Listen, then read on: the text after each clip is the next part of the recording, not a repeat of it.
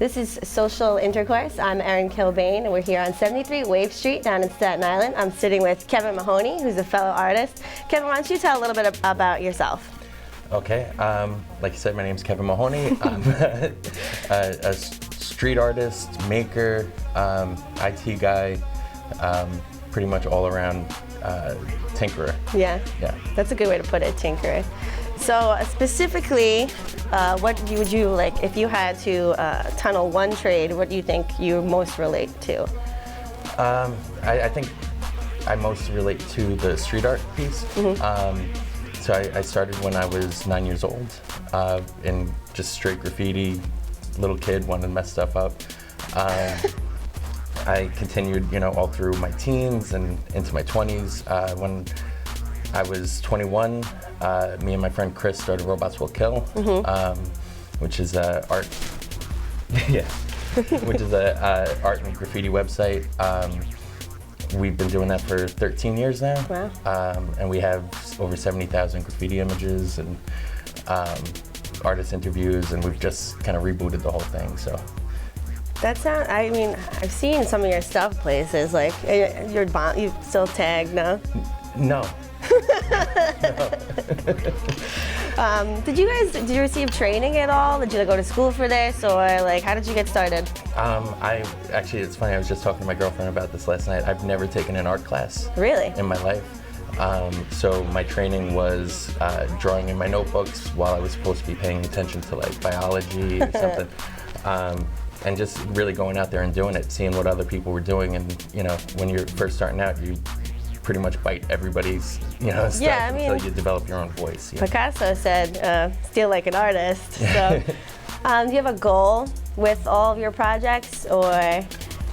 I think my goal is to get as much exposure as I can with it, get my message out to as many people as possible, and also to incorporate as much as I can what my friends are doing. So I'm very close with very talented photographers, tattoo artists, and sculptors, and just seeing where I can kind of pull my community in with me.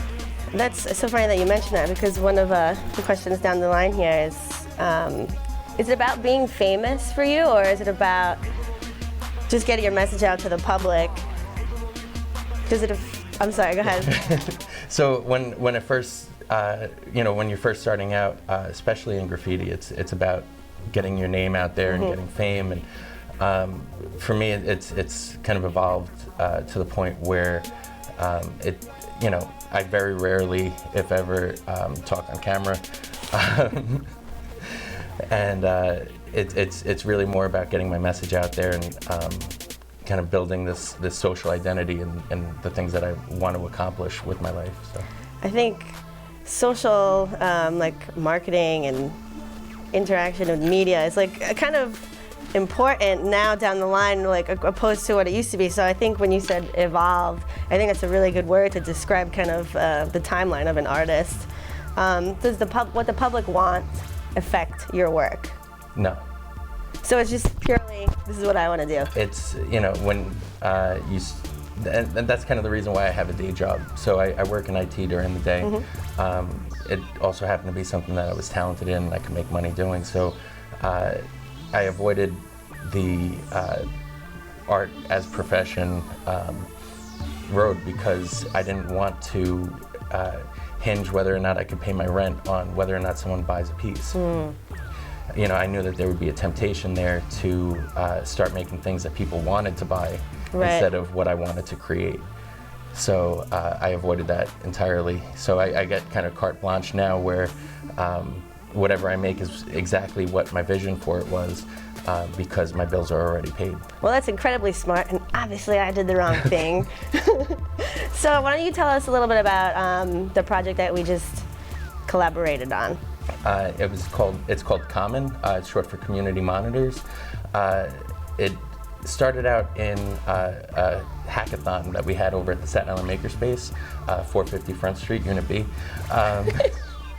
And essentially, this woman, Evelina, came over from Europe, and she basically tasked us with coming up with ideas to either make the the world better through environmental impact, positive environmental or positive social impact. So I had this idea to take recycled computer monitors, which, you know, I've worked in large corporations and I've seen dumpsters full of working monitors on its way off to the landfill. So to take recycled computer monitors, hook them up to a Raspberry Pi, which is a $30 microcomputer, and put them in storefronts to scroll information relevant to where the homeless and disadvantaged in our community can find resources available to them.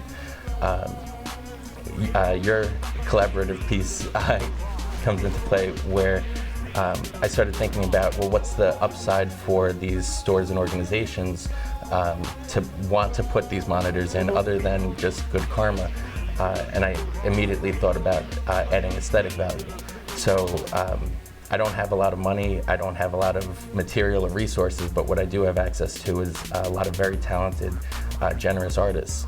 And I knew that, you know, pretty much everyone that I asked would immediately say yes to customizing a wooden casing to go around the monitors. And then the stores and organizations aren't just, you know, putting this old beat up monitor in their windows, they're actually getting an art installation. So your piece was very well received. We had our launch event at the Staten Island Arts Culture Lounge inside the ferry terminal on Tuesday, December 16th. And it was a great turnout. It was exactly what I was looking for. We, you know, pretty much filled the place and had people from the organizations that I'm interested in building relationships with come through and at least start the conversation with us. So. That's awesome. Let's find homes for the rest of them. Yeah. What can we look for from the future from you? As soon as I know, I would tell you. I've been getting more into sculptural work, so I took my first MIG welding class at the Staten Island Makerspace almost a year ago to the day as a birthday present for my girlfriend. And I caught the bug, so I've taken TIG welding and plasma cutting and oxyacetylene and pretty much anything you could do with metal. What that means. Okay. And I'm taking a machining class in January, so you know, more three-dimensional work. I'm taking my work kind of off the wall and giving it depth in various materials, 3D printing, steel, copper. Yeah. It's we're looking forward to seeing what comes out of you. You're a very brilliant, talented person, Kevin. Thank you. Thank you. Thank you. That was awesome.